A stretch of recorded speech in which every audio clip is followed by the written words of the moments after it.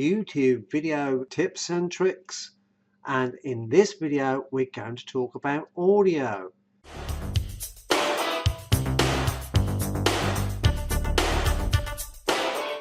How important is audio? It's very important if you want people to actually stay and listen to what you're saying.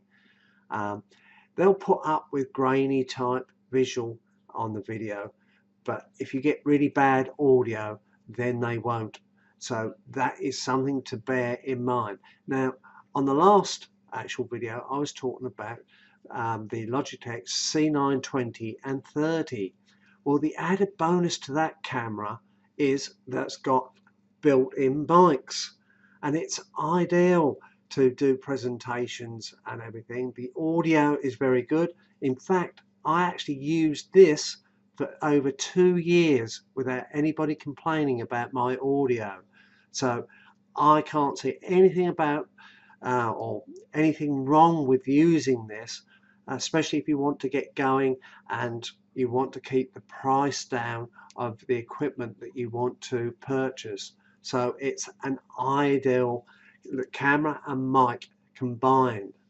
Now, if you want to upgrade it a little bit, there's several different actual mics that you can use, and depending on what you're doing, but we're talking about, the desktop or laptop, and it's still ideal to have a different mic than your standard input one that you've either got into your desktop or your laptop. Now, one of the best ones that we've found is the Blue Yeti. Now, if you actually purchase this, it comes with its own stand that you can mount and put in there so that you can have it in front. But my preferred method is to having it on an arm. Now, I do apologize now that you'll find that the audio will change, but I'm going to bring this down into sight so that you can actually see it.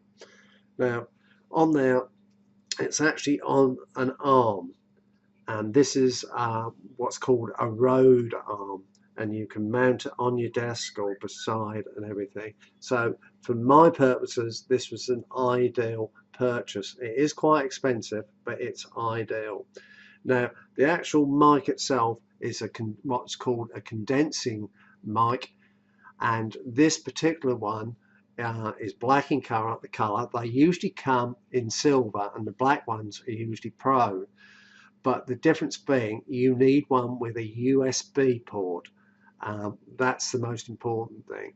Now, on here, it's ideal because you've got the different adjustments that you can make. You've got a gain, and also you've got 4 different sound patterns on there. So you can have it as a directional mic, you can have it surrounded, so you can just change the settings to suit yourself. The other thing, if you're doing podcasts, this is an ideal mic to have on there.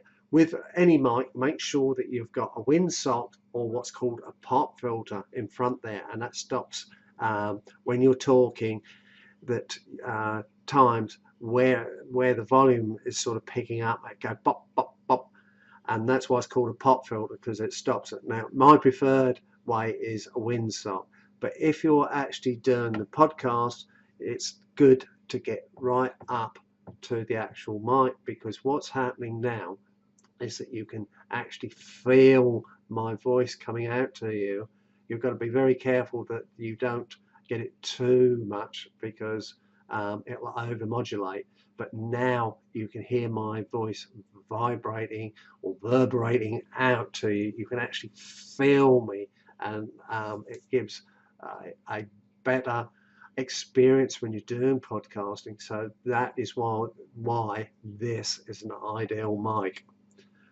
Okay, that concludes on this YouTube video tips and tricks. I will catch you on the next one.